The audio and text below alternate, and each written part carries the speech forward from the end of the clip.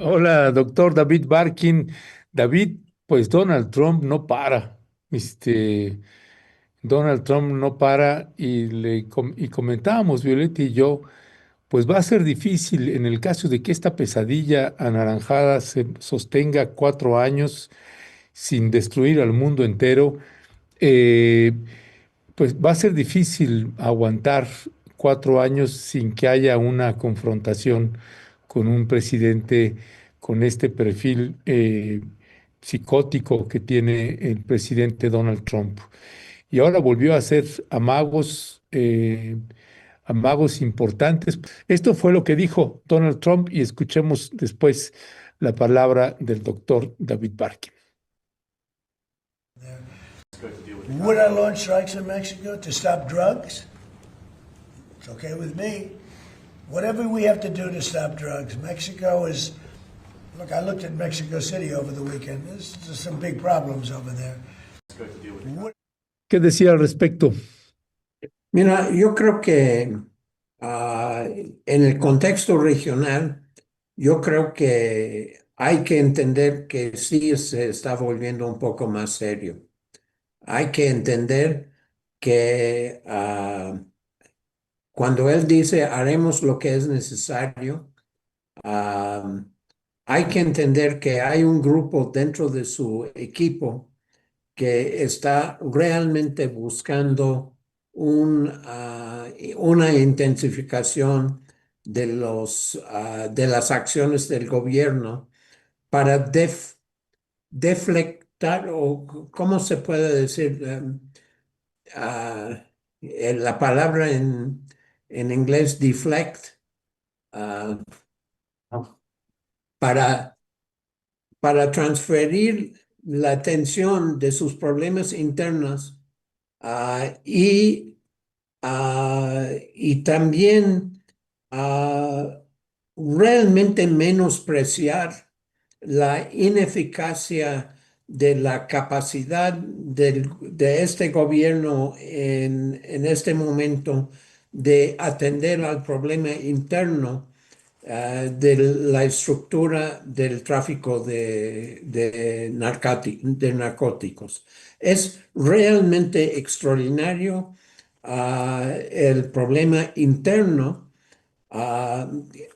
Podríamos llamarlos carteles, pero yo me atrevería a decir que el problema es mucho más grave que meros carteles, porque yo veo que en este momento hay una intensificación de la colaboración, o sí, la colaboración de grupos militares y policíacos en tratar de minimizar el problema, sino participar directamente en proteger ciertos grupos dentro de Estados Unidos. Muchísimas gracias, doctor David Barkin, por esta primera intervención. Hace un ratito también comentábamos aquí en Momentum al inicio sobre el tema del Plan México. Y lo traemos a colación porque justo, pues uno de los grandes objetivos es la industrialización, pero también la sustitución de importaciones y en específico hemos dicho una y otra vez, pues que y bueno, así ha quedado plasmado también, pues es sustituir importaciones de China y fortalecer a Estados Unidos y a Canadá y a México, o sea, este bloque de América del Norte. Y justo, ¿no? En este bloque, pues entra esta relación comercial con los Estados Unidos. Y nuevamente, pues nosotros aquí cuestionamos si realmente después de estas declaraciones, que además la presidenta dice que la ha hecho una y otra vez Donald Trump, ¿no? Que cada vez que habla con él, pues él ofrece esta intervención militar, ¿no? No intervención en términos de inteligencia, sino militar. Y entonces, en este Plan México, cuyo objetivo es pues, hacer frente a China y aliarnos con Estados Unidos y Canadá, pues si estamos en la ruta correcta y si, ¿cuál sería su reflexión, doctor David Barkin, frente a estas amenazas imperiales que, como usted dice, cada vez son más serias, ¿no? Cada vez son más intensas hacia América Latina y hacia México? ¿Qué decir sobre esto, doctor David? Yo creo que él elevó la apuesta en esos, ayer, cuando él dijo, nosotros tenemos las direcciones de los capos de la droga. Podríamos entrar en sus puertas principales. Él dijo, tenemos exactamente las direcciones y sabemos exactamente cómo son las fachadas de sus casas. Yo creo que hay que entender que en parte pues es bravado, pero en parte refleja las intenciones de un grupo que está a su lado. Marco Rubio, yo creo que está buscando la forma de agudizar, de intensificar la acción, la presencia militar de Estados Unidos en todo la región. Yo creo que hay que entender que la reacción del pueblo ecuatoriano el domingo fue realmente importante, diciendo no a las bases militares extranjeros en su país. Am, yo creo que hay que entender que la declaración de Putin respecto al apoyo a Maduro es extraordinariamente real. Yo creo que no es un simple bravado de la parte del líder de Rusia. Hay que entender que el interés de los grupos militares norteamericanos para realmente actuar ah, físicamente en territorios latinoamericanos está creciendo y está recibiendo un apoyo de lo que llaman el Deep State, el estado profundo.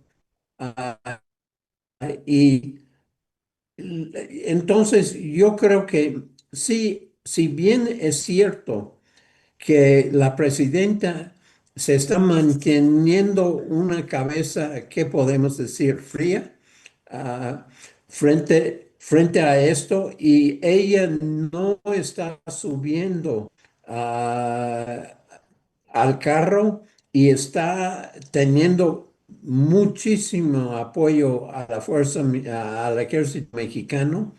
Hay que entender que en este momento se le está escapando la mano ciertos problemas. Entonces en este momento, yo me opinaría de que yo creo que hay algo que hay que ver. Y cuando Trump dijo, como lo vamos a escuchar, durante el fin de semana yo estaba viendo México, la Ciudad de México, lo que él estaba viendo fue la marcha del grupo claramente opositor, claramente ah, retando a la presidenta, pero claramente también retando la capacidad institucional del país de seguir con la política que ella está llevando. Entonces, la pregunta en este momento, y yo creo que el reto en este momento tenemos que exigir es de insistir en su capacidad, bueno, de que demuestra su capacidad de realmente tomar ciertas acciones contundentes. En este sentido, En términos económicos, yo creo que, y eso lo platicaremos en quizás una sesión posterior, el maíz es la raíz. Es una iniciativa que muchos de nosotros hemos dicho que es necesaria, pero también hay que entender que la maña, por usar un término colectivo, está retando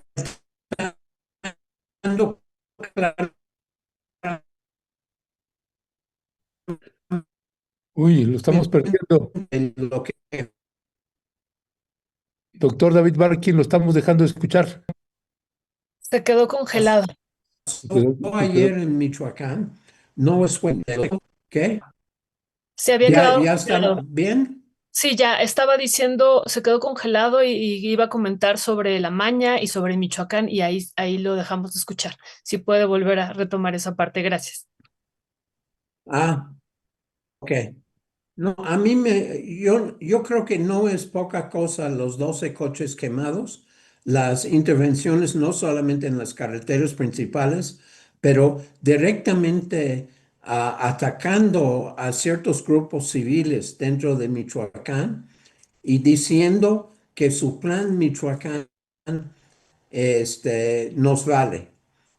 Nosotros vamos a seguir lo que estamos haciendo. Y la incapacidad del gobierno estatal en Michoacán de enfrentar este problema solamente alimenta la actitud que está demostrando Trump en su ponencia de ayer o sus declaraciones de ayer.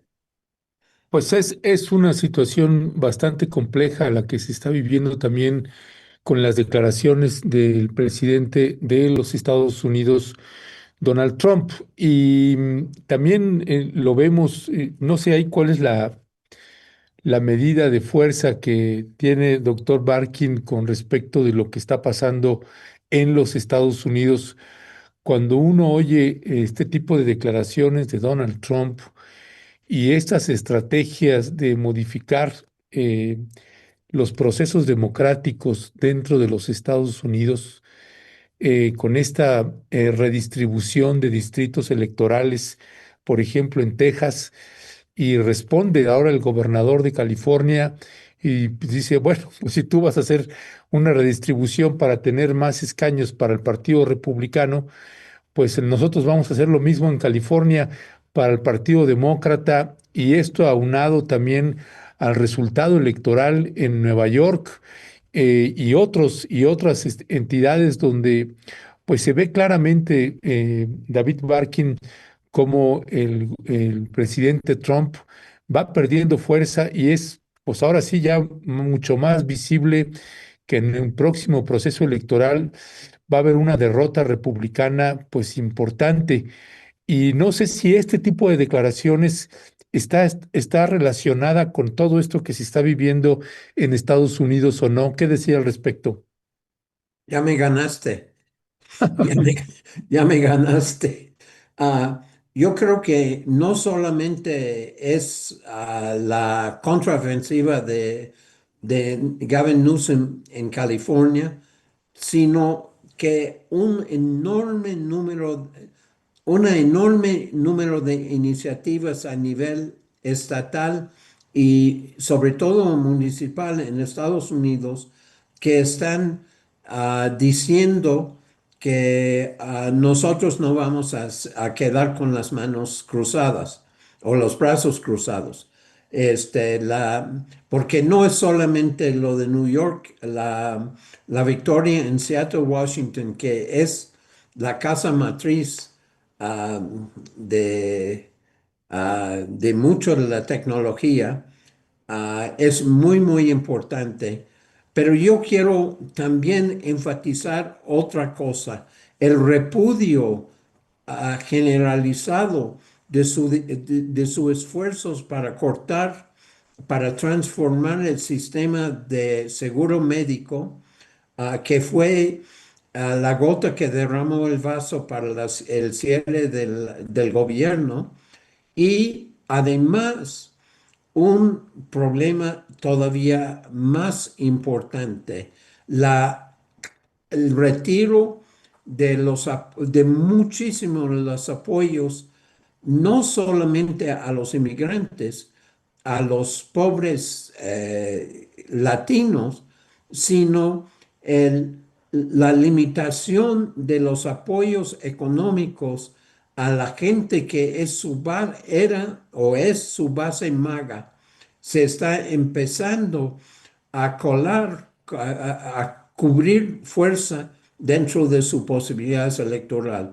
Y yo no sé si él evalúa que la agresividad internacional le puede ser un contrapeso a esta pérdida de fuerza dentro de Estados Unidos. Yo francamente, el xenofobia norteamericano o el aislacionismo del pueblo norteamericano frente a lo que está pasando en el resto del mundo, yo creo que no le hará efectivo reequilibrar sus fuerzas, mostrando que es un elemento, es un presidente fuerte en el plano internacional. Y lo estamos viendo también en un repudio a su visión inicial de las tarifas como un instrumento fundamental para reanimar la economía norteamericana. Estamos viendo que como ya era evidente antes que empezó eso, todos los economistas habían dicho que no iba a funcionar y efectivamente no está funcionando. La economía norteamericana está realmente en un dilema en este momento de cuáles son los mecanismos para reequilibrar el dinamismo y esto está afectando su base política. Su renuncia de proteger los archivos Epstein, donde él va a seguir como pedófilo, muy, muy claro. Él está tratando de reequilibrar eso diciendo, bueno, pero yo no fui el único, allí estaban los demócratas también. Bueno, todo el mundo estaba, hasta el príncipe de Inglaterra. Este, entonces, yo veo que son pataleos de un hombre que entiende que se está perdiendo su control de la situación. Muchísimas gracias, doctor David Barkin. Yo quisiera regresar a algo de lo que comentaba en su intervención pasada sobre el tema del maíz es la raíz, ¿no? Frente a estas amenazas de Donald Trump, ¿cómo explicar y compartir con la audiencia también estos elementos que está poniendo aquí y qué tendría que ver incluso con el tema de la soberanía y soberanía alimentaria?